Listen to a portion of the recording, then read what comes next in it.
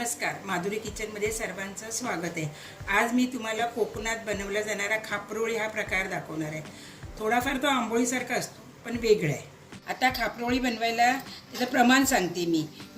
हे 3 ग्लास जाडे तांदूळ घेतले आणि ह्याच 1 ग्लास उडदाची डाळ आणि ह्याच ग्लासाने अर्धा ग्लास चण्याची डाळ घेतली आहे। हे सर्व स्वच्छ धुवून 5 तास भिजत ठेवायचं। आपण आता हे भिजत घातलेलं ना 5 तास मी आता आपण हे वाटून घ्यायचं।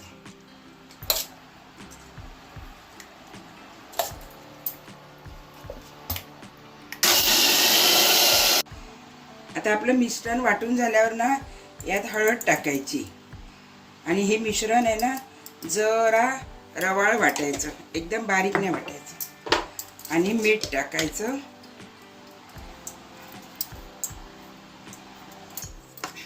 आणि एकदम छान एकजीव करून फुगायला ठेवायचं।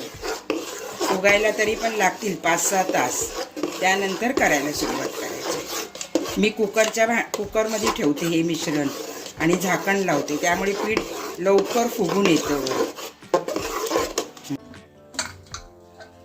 आता 6 तास झाले, आपलं खापरोळीचं पीठ तयार झालंय। जास्त वेळ ठेवायचं नाही, आंबटपणा येतो।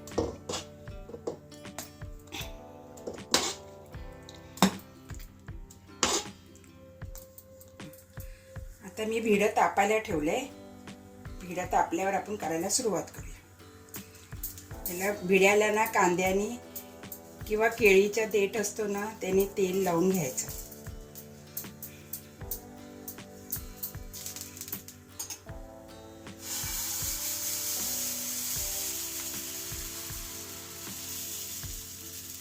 एकदम पातळ नाही घालायचे, थोडेसे जाडसर घालायचे, आंबोळी करतो ना तशी।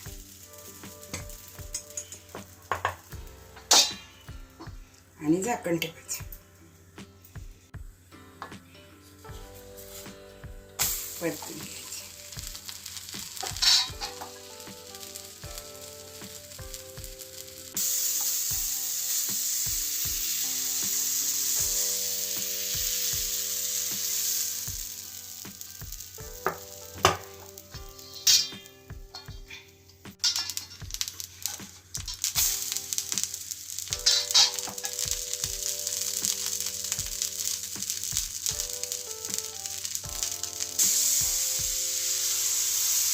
ही खापरोळी ना नारळाचा रस असतो गोड, त्याच्याबरोबर खायची। मी नारळाचा रस कसा काढायचा ना माझा सोलकडीचा व्हिडिओ आहे, त्यात दाखवलाय, लिंक ओपन करून बघू शकता।